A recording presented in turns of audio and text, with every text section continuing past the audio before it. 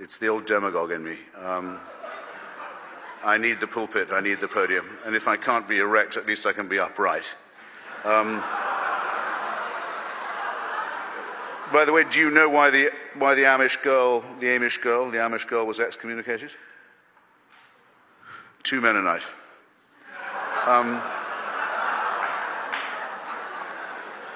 Look, I'm going to take the doctor's excellent points in order, if I may, and you will, I'm sure, have minds orderly enough to recall the order in which he made them. On the empirical evidence, so-called, adduced, that a religious faith can lead to greater health and well-being, I, in a sense, do not doubt it. In other words, I can easily imagine that those who think they are the special object of a divine design feel better for thinking so. I just think it's going to be very important for anyone claiming this to see the dismaying trapdoor that is right under their feet. If you're going to claim this for one, how are you not going to claim it for all? Do we not hear incessantly that the Hamas organization in Gaza is a provider of welfare to the poorest of the poor? Have we not heard this? Do we not hear that Louis Farrakhan's crackpot racist organization, the Nation of Islam, gets young people off drugs? For all I know, it's true. It not only says nothing about the truth or validity of their theology, but it must say a certain amount, at least, about our willingness to think wishfully or cultishly, which was, if you like, part of my point to begin with. All the great questions that divide theology from philosophy are finally, I think, reducible to two questions. First, is it true, as is definitively stated in Genesis chapter 1, verse 27, that at one time, one God created man or mankind in his own image?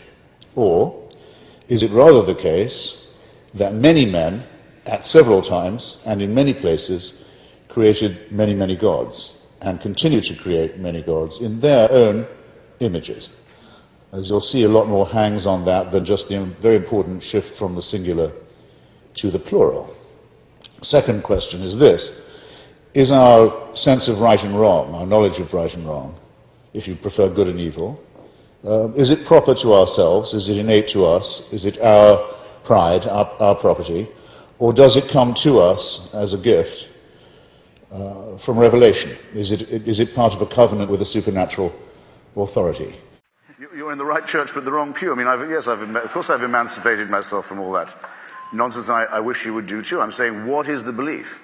And when you say it's voluntary, it's up to you, it's entirely optional. I don't think it's any more optional than Abraham saying to his son, do you want to come for a long and gloomy walk? Because God seems to be telling me to do something that had better be moral. Otherwise, it would have to be said that God had taken a perfectly normal person and asked him to commit an atrocity. Now, where else could that have come from? And millions of people every year celebrate this act of sadomasochism as if it proved that God loved us so much that he'd make us kill our own children, and then he decides to love us so much he'll kill one of his own. You said in a debate with Richard Dawkins, I have it down, you said the great thing about God is he knows what it's like to lose a son. Now, I want you, ladies and gentlemen, to ponder that expression for just a moment. First, it's self-evidently, if the story is true, which I don't think it is, it's self-evidently not the case, even in the narrative. He doesn't lose a son. He lends one. He doesn't offer one because no one's demanded it. There's no problem that has so far been identified in the human species that demands a human sacrifice. For what problem, for what ill is this a cure? There's no argument, there's no evidence. No, it's imposed upon you. I'm doing this because the prophets said I would. And I'm going to have the boy tortured to death in public to fulfill ancient screeds of Bronze Age Judaism.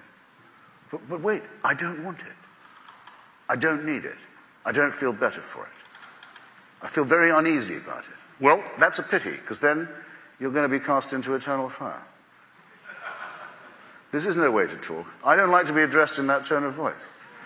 So I have all this, I have to return a slight non-serviam, if I may be so bold, and take my chances morally. That's the more ethical thing to do. Don't want torture, don't want human sacrifice, don't want authoritarian bloodlettings, smoking temples and altars. incantations of priests and around all. They don't want it, can't think of a single thing it will make better. It makes us objects in a cruel experiment whereby we are created sick and commanded to be well. I'll repeat that. Created sick and then ordered to be well. And over us to supervise this is installed a celestial dictatorship, a kind of divine North Korea. Greedy, exigent, I would say more than exigent, greedy for uncritical praise from dawn till dusk, and swift to punish the original sins with which it so tenderly gifted us in the very first place. However, let no one say there's no cure. Salvation is offered. Redemption, indeed, is promised at the low price of the surrender of your critical faculties. Religion, it might be said, must be said, would have to admit, makes extraordinary claims, but though I would maintain that extraordinary claims require extraordinary evidence, rather daringly provides not even ordinary evidence for its extraordinary supernatural claims. Therefore, we might begin by asking, and I'm asking my opponent as well as you when you consider your voting, is it good for the world to appeal to our credulity and not to our skepticism? Is it good for the world to worship a deity that takes sides in wars and human affairs? To appeal to our fear and to our guilt, is it good for the world? To our terror of death, is it good to appeal? To preach guilt and shame about the sexual act and the sexual relationship, is this good for the world? And asking yourself the while, are these really religious responsibilities, as I maintain they are? To terrify children with the image of hell and eternal punishment, not just of themselves, but of their parents and those they love. Perhaps worst of all, to consider women an inferior creation. Is that good for the world? And can you name me a religion that has not done that?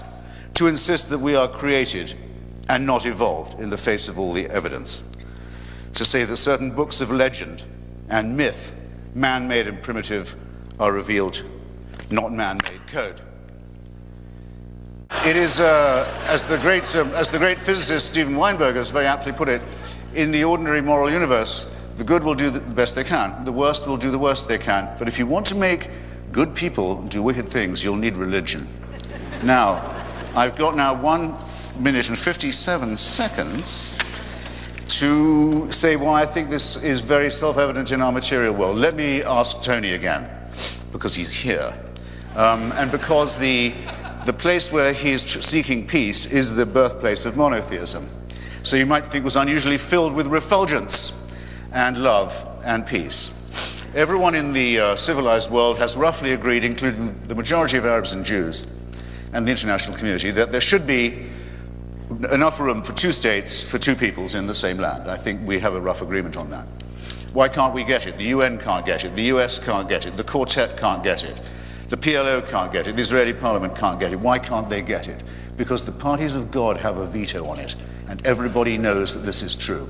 Because of the divine promises made about this territory, there will never be peace, there will never be compromise. There will instead be misery, shame, and tyranny, and people will kill each other's children for ancient books and caves and relics. And who is going to say that this is good for the world? And that's just the example nearest to hand. Have you looked lately at the possibility that we used to discuss as children in fear? What will happen when messianic fanatics get hold of an apocalyptic weapon? Well, we're about to find that out as we watch the Islamic Republic of Iran and its party of God allies make a dress rehearsal for precisely this. Have you looked lately at the revival of Tsarism in Putin's Russia, where the black-cowled, black-coated leadership of Russian Orthodoxy is draped over an increasingly xenophobic, tyrannical, expansionist, and aggressive regime? Have you looked lately at the teaching in Africa and the consequences of it, of a church that says AIDS may be wicked, but not as wicked as condoms? That's exactly no seconds left, ladies and gentlemen. I've done my best. Believe me, I have more. What about the most important minority in the history of the world? Those who have never believed in God, those who believe that an ethical life is possible without religion. We have to be insulted and outraged every day by what we see and what we read. By slaughter and murder. Slaughter and murder and barbarism and insult and superstitious nonsense. We do not reply in kind. We don't say, we'll go and kill you if you go on insulting us like this. Do we get no credit for saying this? When has anyone ever said, what's it like to be insulted as someone who thinks that civilization is a real thing? Why is it always interfaith? Why is it always interdenominational? Why can't we say that all of these cults are equal and equivalent glimpses of the untrue? I know what's coming. I know no one beats these odds. And it's a matter of getting used to that and growing up and realizing that you're expelled from your mother's uterus as if shot from a cannon towards a barn door studded with old nail files and rusty hooks. It's a matter of how you use up the intervening time in an intelligent and ironic way and try not to do anything ghastly to your fellow creatures. That's what I said. You took up all the time for my answer with your long, rather unlettered question. Oh. If you want to get good people to do wicked things, you need religion. What do I mean by that? I mean to say that who, when they see a newborn baby arriving in their life, if anyone's ever thought, even myself, well, maybe there is something to this. Look at the perfection of this little bundle. But they said, I tell you what, though, before we go any further, we need to get a sharp knife or a stone from somewhere and start hacking away at the genitalia of this little bundle. Because if we don't, we won't be doing God's will. Now, no moral person would do such a thing unless they thought it was divinely warranted. Christopher, I've got to call you down on referring to circumcision as genital mutilation. My son cried more at his first haircut than he did at his bris. And statistically... You weren't doing it right then. Statistically, the only long-term effect that it seems to have on people is it increases their chances of winning a Nobel Prize. I can't find the compulsory mutilation of the genitals of children a subject for humor in that way, or flippancy in that way. What if a Muslim was to say to you just now, my little girl cried more at her first haircut than when I cut off her clitoris? What would you think of me if I was to say such a disgusting thing? That a person as humane as yourself can sit here and think of that as a fit subject for humor shows what I mean. Religion makes morally normal people say and do disgusting and wicked things, and you've just proved my point for me. It's the fringe. I get this all the time. Don't judge religion by its fundamentalists and its extremists. No, why should I? I don't have to. I judge it by its foundational texts, and I judge it by the statements of its authorities. Take a case from the Quran, just for once. Does it? Actually, it's not the Quran, excuse me. Take a case from the Muslim foundational documents, the Hadith, which have equal canonical authority. They say, if someone becomes an apostate, leaves or changes their religion, they must be killed. The sentence is death. Don't anyone be telling me that's a metaphor. No, it's just intended as a sort of general admonition. No, it means what it says, and it's been applied to a couple of people who now have to live, friends of mine, as a matter of fact, as political refugees in Washington, D.C., who know how true the impact of that hadith. There's no wiggle room there, so the question for a Muslim must be asked. Do you think this is the word of God, or don't you? Because if you don't, you're saying that God shouldn't be able to tell you to do an evil thing, and if you do, you're saying he should. In either case, faith falls as a reinforcement of ordinary morality. Recently, Dr. McGrath is a member of the Church of England, the Anglican Communion, the Episcopalian Communion, but what George Herbert, my favourite religious poet after John Donne, the sweet mediocrity of our native church was how he referred to the See of Canterbury. Everyone thinks it's the mildest of all. It not only calls itself a flock, it looks very sheep-like. However, the Bishop of Carlisle recently, tipped, I'm told, to be the next Archbishop of Canterbury, said that the floods in northern Yorkshire that devastated a large part of England in the summer and killed and dispossessed a large number of people were punishment for homosexuality. Now, to connect meteorology to morality seems to me I have to say, flat out idiotic whichever way you do it. If there was a connection between meteorology and morality, which religion has very often argued that there is, I don't see why the floods hit northern Yorkshire. I can think of some parts of London where they would have done a lot more good. Just as the hurricane that devastated New Orleans, we found punishment for sin, as it must have been, left the French Quarter alone. You have to make up your mind on this. You either think God intervenes or he doesn't. I'm clear. I say, I don't think so. Will Dr. McGrath say that he does intervene and that we can tell when he does, or will he not say so? You have to ask him. You have to hear his answer. Does he say sometimes intervenes?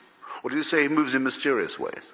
My position is clear. His remains, I think, distinctly opaque. It was the Archbishop of Canterbury, Geoffrey Fisher, who said the following, that a nuclear war, thermonuclear war, would only hasten our transition into a more blessed state into which we would bound to eventuate anyway. If I had told you that remark and asked you to guess, you would have said Mahmoud Ahmadinejad said it, or some other fanatical, verminous mullah. No, the Archbishop of Canterbury said it, and why shouldn't he? Because another immoral and sinister thing about religion is that lurking under it at all times, in every one of its versions, is a desire for this life to come to an end, for this poor world to be over. The yearning, the secret death wish that's in all of it, let this be gone, let us move to the next stage, is present at all times, unless it's repudiated, which I invite Dr. McGrath to do. But if he does so, I don't see in what eschatological sense he can claim to remain a Christian.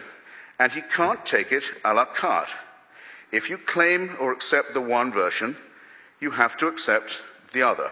If it's true in general that religion does one thing and some people do good from it, then you have to accept all the wicked acts that are attributable to it as well. And I think you'll find that those don't quite equalize at the margin, depressing though that conclusion would be. I have a challenge, which I have now put in print on the Christianity Today website, in Holy Blossom Synagogue in Toronto the night before last, in many other places, and on the air and on the web, and it's this. If it's to be argued that our morality, our ethics can be derived from the supernatural, then name me an action, a moral action, taken by a believer, or a moral statement uttered by one, that could not have been made or uttered by an infidel, an unbeliever. I have tried this everywhere.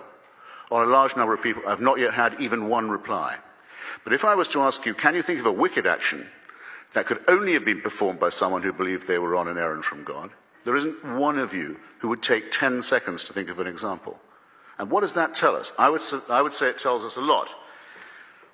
And here's the bogus answer to it, that was only very gently mentioned by Dr. McGrath this evening. Well, what about atheist nihilism? What about atheist cruelty? What about 20th century totalitarianism? I take this seriously enough to have put a chapter in my book about it, available, by the way, at fine bookstores everywhere. And I can only summarize it now, and I'll do so very as tersely as I can. First, fascism, the original 20th century totalitarian movement, is really, historically, another name for the political activity of the Catholic right wing. There is no other name for it. Francoism, Salazarism, what happened in Croatia, in Austria, in Bavaria, and so on. The Church keeps on trying to apologize for it, can't apologize for it enough. It's the Catholic right, Mussolini. You can't quite say that about Hitler, National Socialism, because that's also based on Nordic and pagan blood myths, leader worship, and so on, though Hitler never repudiated his membership of the Church. And prayers were said for him on his birthday every year till the very end, on the orders of the Vatican. And all of these facts are well known, and the Church still hasn't found another way to apologize for that enough. And whatever it is, you can call that, you can't call it secular. You may not call it secular. By the way, Joseph Goebbels was excommunicated from the Catholic Church. 50%, according to Paul Johnson, the Catholic historian, of the Waffen-SS were confessing Catholics. None of them was ever threatened with excommunication, even threatened with it for taking part in the final solution. But Joseph Goebbels was excommunicated for marrying a Protestant. You see, we do have our standards. Now, okay, moving to Marxism, moving to Leninism. Okay, in Russia in 1917, for hundreds of years, millions of people have been told the head of the state is a supernatural power. The Tsar is not just the head of the government, not just a king, but he stands between heaven and earth. And this has been inculcated in generations of Russians for hundreds of years. If you're Joseph Stalin, himself a seminarian from Georgia, you shouldn't be in the totalitarianism business if you can't exploit a ready-made reservoir of credulity and servility that's as big as that. It's just waiting for you to capitalize on. So what do? Well, we'll have an inquisition for one thing. We'll have miracles for another. Lysenko's biology will produce 4 harvests a year. We'll have heresy hunts. We'll tell everyone they must be grateful only to the leader for what they get, and they must thank him and praise him all the time. And that they must be aware all the time of the existence of the counter-revolutionary devil who waits to... You see where I'm going with this? That's not secularism. For condemning my friend Stephen Fry for his nature, for saying you couldn't be a member of our church. You're born in sin. He's not being condemned for what he does, he's being condemned for what he is. You're a child made in the image of God. Oh no, you're not. You're a faggot. And you can't join our church and you can't go to heaven. This is disgraceful. It's inhuman. It's obscene. And it comes from a clutch of hysterical, sinister virgins who've already betrayed their charge in the children of their own church. Is it not the case that the spread of Christianity, about which you spoke so warmly and affectingly in your opening remarks, attributing it to the innate truth of the Bible story, was spread by that means, or because the Emperor Constantine decided to make Christianity the official religion of the Roman Empire? Which, in your view, contributed more to the spread of the faith? The Holy Spirit. I rest my case.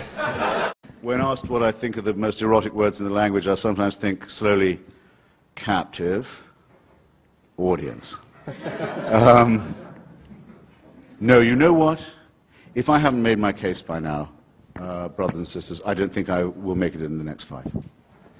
I ask you to excuse me. If anyone thinks that there's a question, who's heard me, who thinks there's a question I answered poorly, or inadequately, or badly, or failed to answer at all, and would like to challenge me, I'd happily give them 5 minutes. But I have, so to say, shot my bolt otherwise.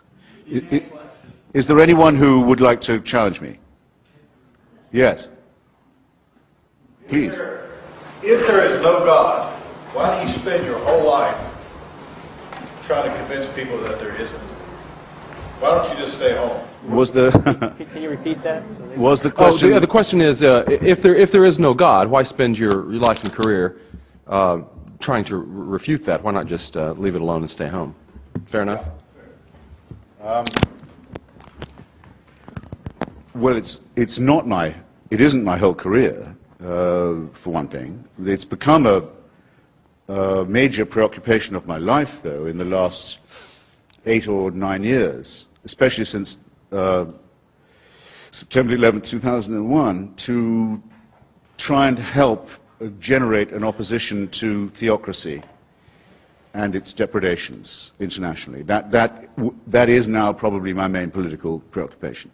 To help people in Afghanistan, in Somalia, in Iraq, in Lebanon, in Israel, resist those who sincerely want to encompass the destruction of civilization and sincerely believe they have God on their side in wanting to do so. Maybe I will take a few minutes just to say something that I find repulsive about especially monotheistic, messianic religion. With a large part of itself, it quite clearly wants us all to die.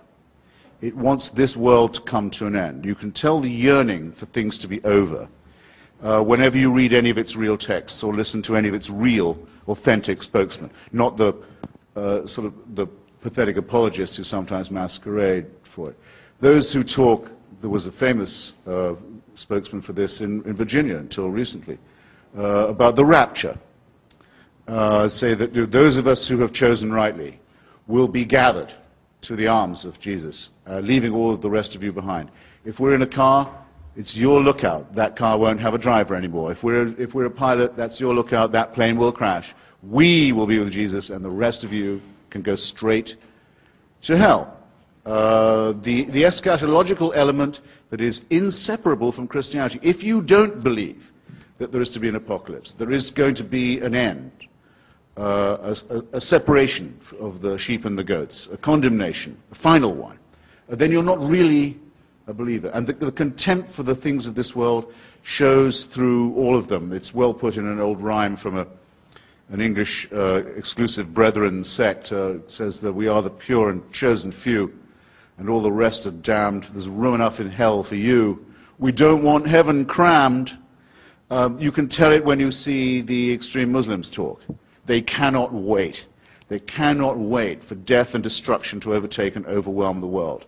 They can't wait for what I would call, without ambiguity, a final solution. When you look at the Israeli settlers, paid for often by American tax dollars, deciding that if they can steal enough land from other people and get all the Jews into the promised land and all the non-Jews out of it, then finally the Jewish people will be worthy of the return of the Messiah. And there are Christians in this country who consider it their job to help this happen so that Armageddon can occur, so that the painful business of living as humans and studying civilization and trying to acquire learning and knowledge and health and medicine and to push back can all be scrapped, and the cult of death can take over.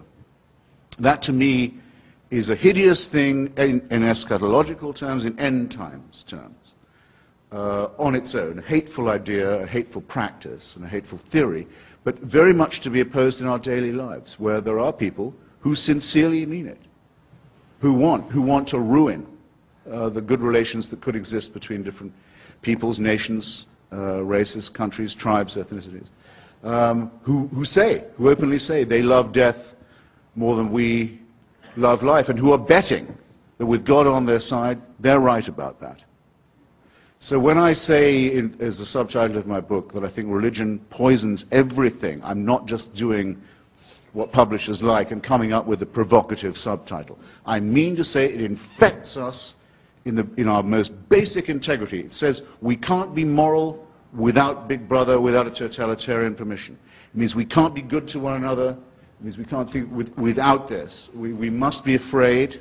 We must also be forced to love someone who we fear. The essence of sadomasochism. The essence of abjection. The essence of the master-slave relationship. And that knows that death is coming and can't wait to bring it on. I say this is evil. And though I do some nights stay home, I enjoy more the nights when I go out and fight against this ultimate wickedness and ultimate stupidity. Thank you.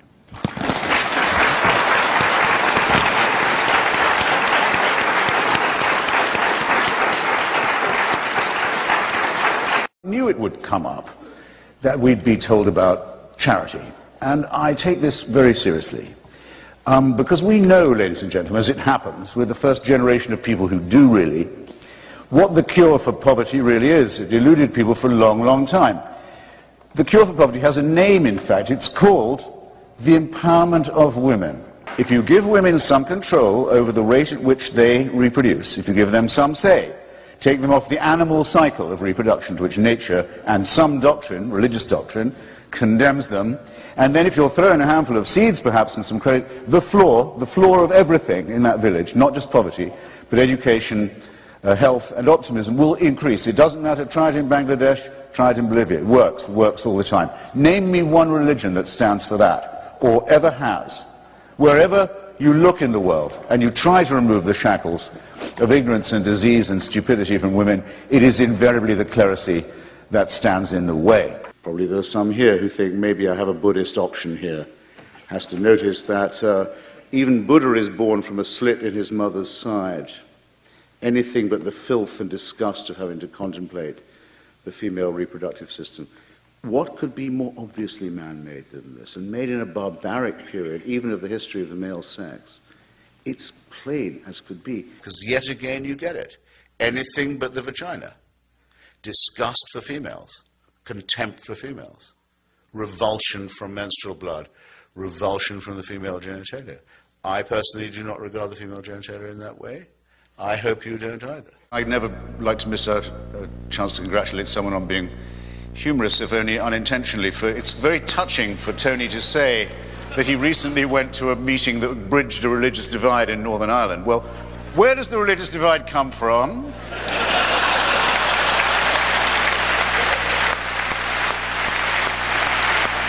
400 years and more in my own country of birth, of people killing each other's children, depending on what kind of Christian they were, and sending each other's children in rhetoric to hell, and making Northern Ireland the place the most remarkable in Northern Europe for unemployment, for ignorance, for poverty, and for, I would say, stupidity too. And for them now to say, maybe we might consider breaching this gap, well, I should bloody well think so. But I don't see how. If they'd listened to the atheist community in Northern Ireland, which is a real thing, and if they'd listened to the secular movement in Northern Ireland, which is a real thing, and I know many people who've suffered dreadfully from membership in it, not excluding being pulled out of a car by a man in a balaclava and asked, are you Catholic or Protestant? He said, I'm Jewish atheist, actually. He said, what are you, a Protestant Jewish atheist or a Catholic? You laugh. You laugh, but it's not so funny when the party of God has a gun in your ear at the same time. And that was in Britain, and still is to some extent, until recently. Rwanda. Do I say that there would be no quarrel between Hutu and Tutsi, people in Rwanda? Belgian colonialism, I think, made it worse, probably, but there are no doubt innate ethnic differences, or there felt to be in Rwanda. But the fact of the matter is, Rwanda is the most Christian country in Africa. In fact, by one account, that's to say numbers of people in relation to numbers of churches, it's the most Christian country in the world. And the Hutu power genocide, at any rate, was preached from the pulpits, actually the pulpits of the Catholic Church, as many of the people we are still looking for, wanted in that genocide, are hiding in the Vatican, along with a number of other people who should be given up to international justice, by the way. Quite a number of people. So, since Tony seems to like religious people best when they're largely non-practicing, but just basically faithful, I'll grant him that much. I say that it's not entirely the fault of religion that this happened in Rwanda, but when it's preached from the pulpit, as it was in Northern Ireland and in Rwanda, it does tend to make it very, very much worse. Thank you. Now, I am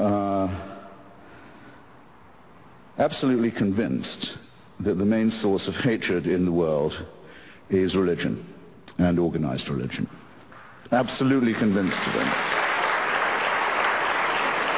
And I'm glad that you applaud, because it's a very great problem for those who oppose this motion, isn't it? How are they going to ban religion? How are they going to stop the expression of religious loathing, hatred, and bigotry? I speak as someone who's a fairly regular target of this, and not just in rhetorical form. I have been the target of many death threats. I know within a short distance of where I'm currently living in Washington, I can name 2 or 3 people whose names you'd probably know who can't go anywhere now without a security detail because of the criticisms they've made of one monotheism in particular. And this is in the capital city of the United States.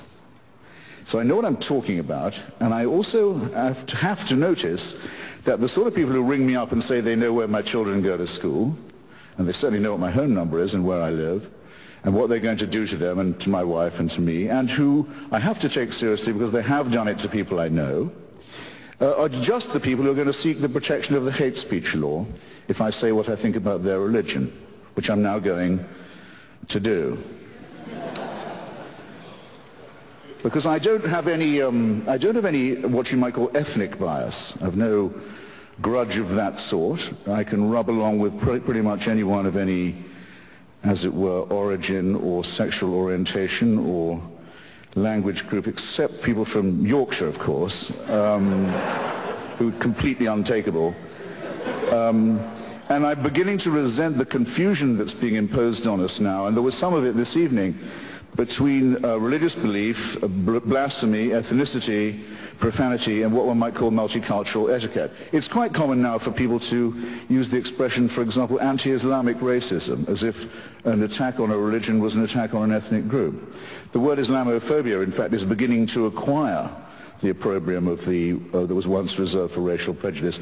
This is a subtle and very nasty insinuation that needs to be met head on. Who said, what if Falwell says he hates fags?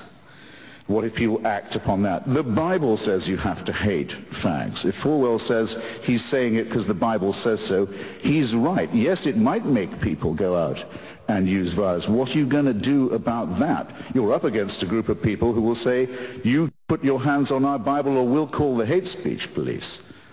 Now, what are you going to do when you've dug that trap for yourself?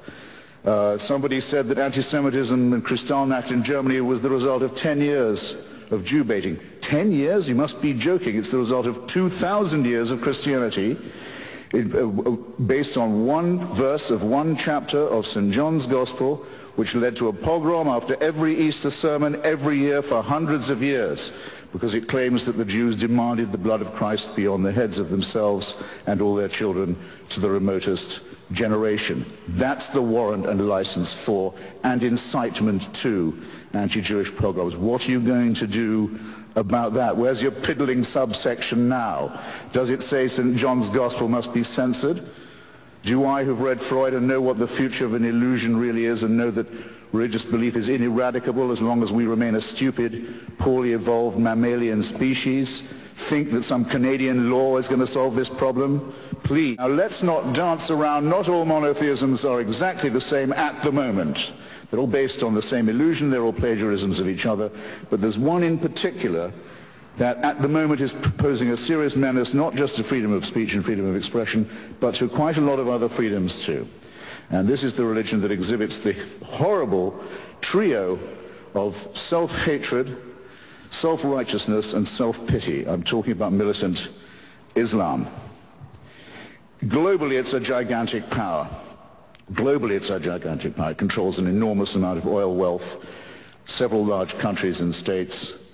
With an enormous fortune, it's pumping the ideology of Wahhabism and Salafism around the world, poisoning societies where it goes, ruining the minds of children, stultifying the young in its madrasas, training people in violence, making a cult of death and suicide and murder. That's what it does globally. It's quite strong. In our societies, it poses as a cringing minority whose faith you might offend, which deserves all the protection that a small and vulnerable group might need.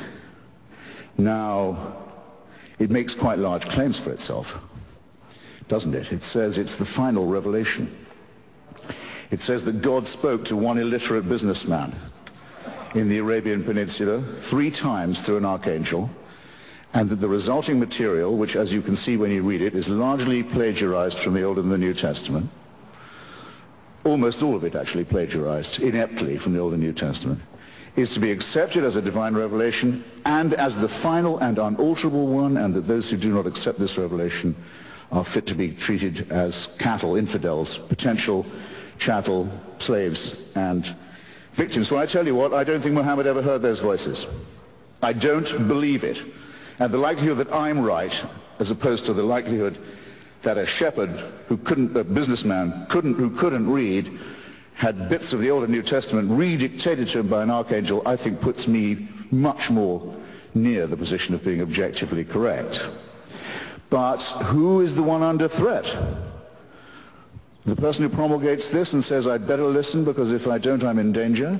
Or me, who says, no, I think this is so silly you could even publish a cartoon about it? And up go the placards, and up go the yells and the howls and the screams. Behead those. This is in London. This is in Toronto. This is in New York. It's right in our midst now. Behead those who cartoon Islam. Do they get arrested for hate speech? No. Might I get in trouble for saying what I've just said about the Prophet Muhammad? Yes, I might. Where are your priorities, ladies and gentlemen? You're giving away what's most precious in your own society, and you're giving it away without a fight, and you're even praising the people who want to deny you the right to resist it. Shame on you while you do this. Make the best use of the time you've got left. This is really serious. Now, if you look anywhere you like, because we've had invocations of a rather drivelling and sickly kind tonight of our sympathy. What about the poor fags? What about the poor Jews, the wretched women who can't take the abuse, and the slaves and their descendants, and the tribes who didn't make it and were told that their land was forfeit? Look anywhere you like for the warrant for slavery, for the subjection of women as chattel, for the burning and flogging of homosexuals, for ethnic cleansing, for anti-Semitism, for all of this, you look no further than a famous book that's on every pulpit in this city and in every synagogue and in every mosque. And then just see whether you can square the fact that the force that is the main source of hatred is also the main caller for censorship. And when you realize that you're therefore this evening faced with a gigantic false antithesis, I hope that still won't stop you from giving the motion before you the resounding endorsement that it deserves. Thanks awfully. Night-night.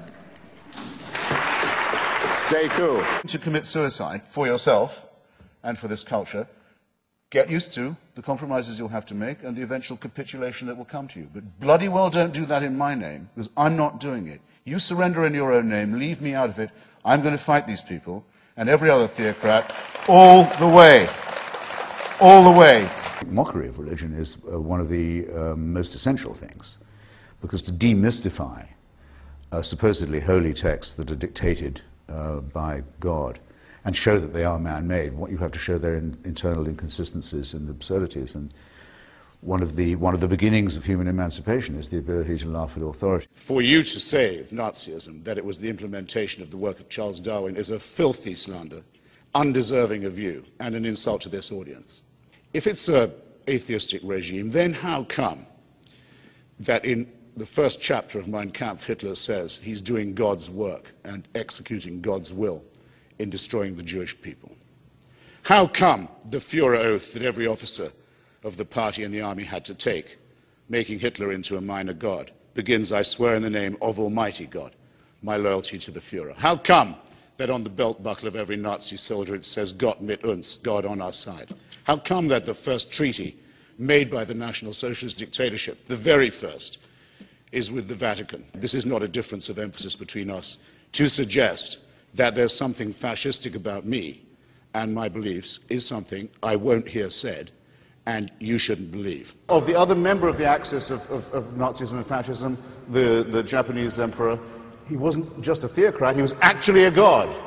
Are you telling me Nazism and fascism and the Axis was secular? You don't know what you're talking about.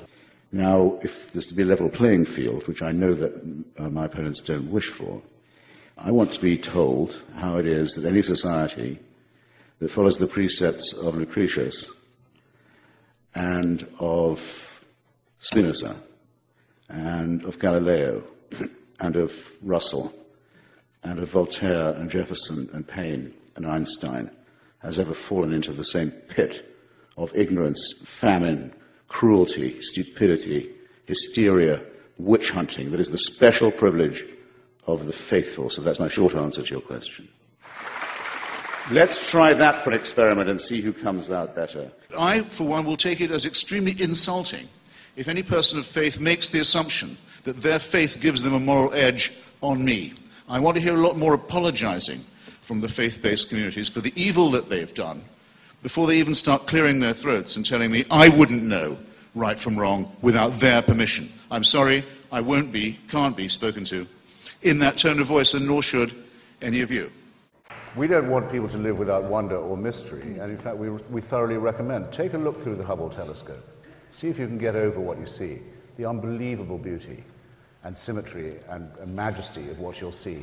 And you want to exchange this for the burning bush? I don't think you will once you've done it. Read a page of Stephen Hawking on the event horizon, for example, and see if that isn't awe-inspiring enough for anybody. And you're seeing there the future of a potentially much more noble and ennobled and enlightened and emancipated humanity, where none of these discoveries and none of this awe and majesty requires that you kill anyone in the name of some man-made idol or god or superstition. For heaven's sake, let's get this out of the way. It doesn't come from the heavens. It doesn't come from the beyond. It doesn't come from the divine. It's man-made. And it shows. It shows very well that religion is created, invented, imposed by a species half a chromosome away from the chimpanzee. It shows, doesn't it?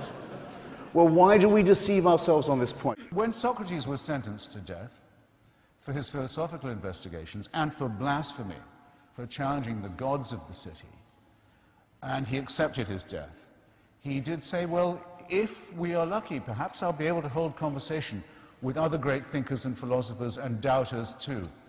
In other words, that the discussion about what is good, what is beautiful, what is noble, what is pure and what is true could always go on. Why is that important? Why would I like to do that? Because that's the only conversation worth having. And whether it goes on or not after I die, I don't know. But I do know that it's the conversation I want to have while I'm still alive. Which means that to me, the offer of certainty, the offer of complete security, the offer of an impermeable faith that can't give way, is an offer of something not worth having. I want to live my life taking the risk all the time that I don't know anything like enough yet, that I haven't understood enough, that I can't know enough, that I'm always hungrily operating on the margins of a potentially great harvest of future knowledge and wisdom. I wouldn't have it any other way. And I'd urge you to look at those of you who tell you, those people who tell you at your age that you're dead till you believe as they do. What a terrible thing to be telling to children. And that you can only live by accepting an absolute authority. Don't think of that as a gift. Think of it as a poisoned chalice. Push it aside, however tempting it is. Take the risk of thinking for yourself. Much more happiness, truth, beauty, and wisdom will come to you that way. Thank you.